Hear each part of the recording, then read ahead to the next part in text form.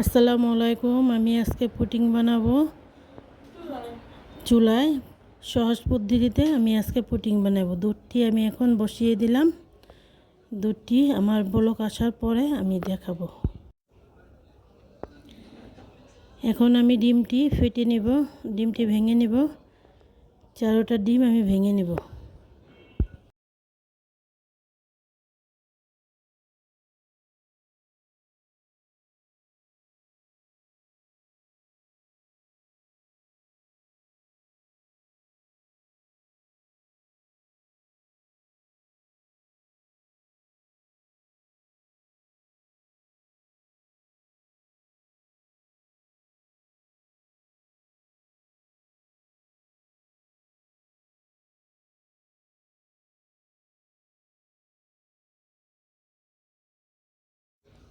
চিনি পরিমাণ মতন দিব, যে যেভাবে খাবেন সেভাবে চিনি দিবেন।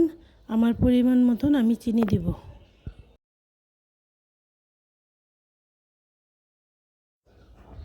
এখন ভালো করে আমি ফেটে নিব। ডিমটা ভালো করে ফেটে নিলে পুডিংটা ভালো হয়, খেতেও ভালো লাগে। আমি ভালো করে পুডিংটা ভালো করে আমি করে নিব।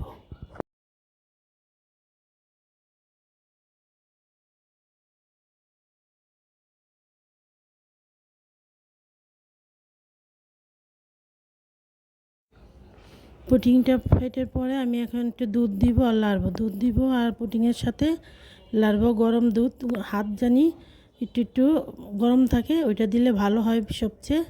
আমি এখন পুডিং দিব আর লাড়বো।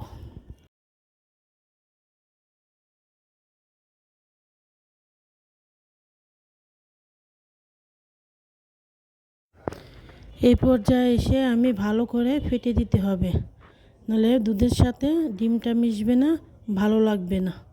ভালো করে পুডিংটা ফেটে দিতে হবে।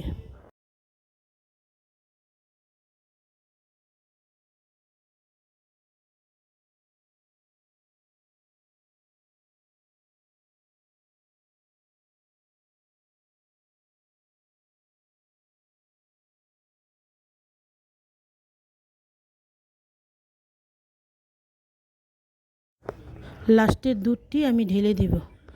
অর্ধেক দুধ দিয়ে আমি পুডিংটা ফেটছি, এখন আমি ঢেলে দিব।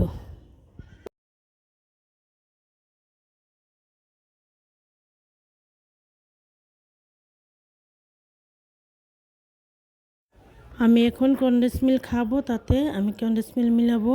কনডেন্স মিল্কটা দিলে পুডিংটা ভালো হয়, আর কি অনেক সিল্ক হয়, মজা হয় আর নরম হয় পুডিংটা।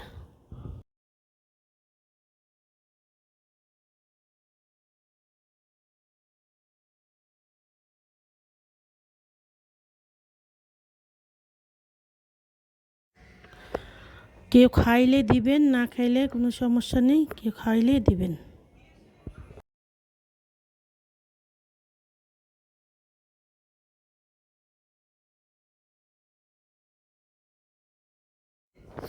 আমি একটু খেয়ে দেখি কেমন লাগে।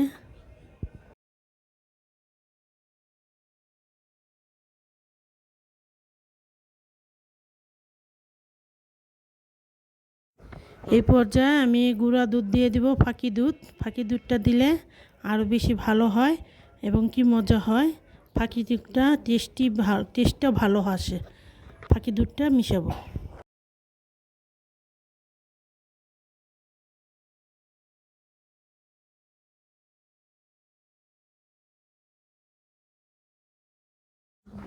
এক চামচ কি 2 চামচ দিবেন, বেশি দিতে হবে না। বেশি দিলে বেশি ভালো। এখন আমি ক্যারামেলটা করে ফেলবো। চিনি দিয়ে হালকা একটু পানি দিব চিনির ভিতরে। ক্যারামেলটা আমি যে যে পাত্রতে পুডিংটা বসাবো সেই পাত্রে আমি ক্যারামেলটা করে ফেলবো।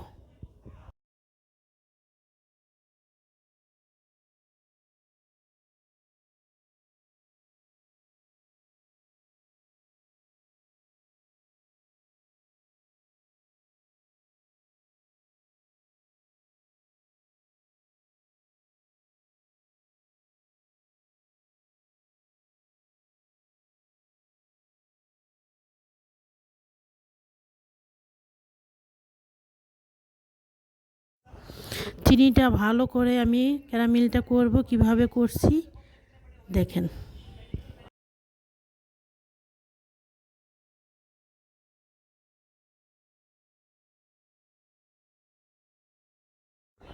কি সুন্দর কালার আসছে আমার ক্যারামেলের, দেখেন কিভাবে আটটু আটটু কেউ লাল করে, আমি এরকম করব, তার জন্য আমি এটা করলাম। অনেক সুন্দর কালার আসছে।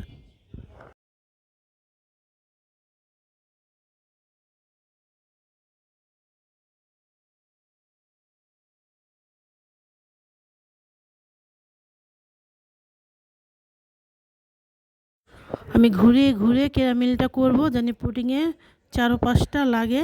ঘুরিয়ে ঘুরিয়ে পুডিংয়ের ক্যারামেলটা আমি করব, বাটিটা ঘুরিয়ে ঘুরিয়ে আমি দিব।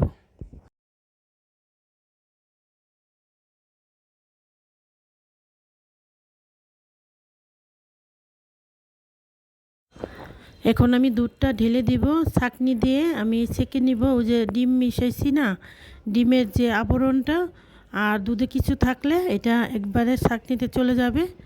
পুডিংটা খেতে সফট হবে এবং কি ভালো লাগবে। আমি এখন ছেঁকে ফেলবো।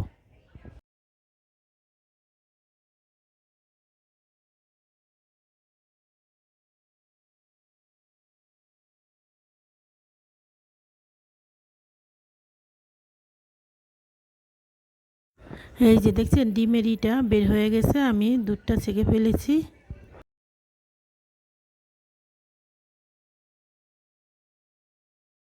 আমি ফ্রাই প্যান নিব, এইটার ভিতরে আমি পুডিংটা বসাবো। আমি এখন গরম পানি চুলায় দিয়ে দিলাম, আর একটা স্টিচের ভিতরে দিয়ে দিছি, বলক আসা পর্যন্ত আমি করব। আমার পুডিংটা কত সুন্দর হয়েছে দেখেন, পুডিংটা হয়ে গেছে। আমি এখন পুডিংটা সুন্দর করে ঢেলে নিব।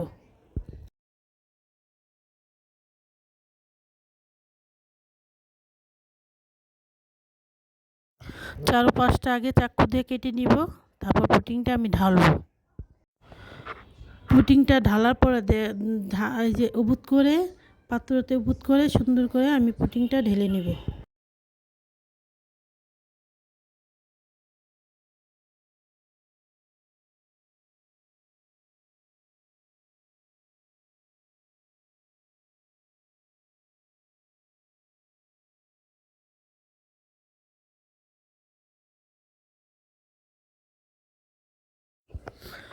হালকা হালকা টিফিনটা উপর করে একটু করে দিবেন, তাহলে পুডিংটা একদম সুন্দর মতন আসবে, ঢালতেও সুবিধা হবে। দেখেন আমার পুডিংটা কত সুন্দর হয়েছে, কালারটা চমৎকার আসছে, দেখতেও অনেক সুন্দর লাগছে।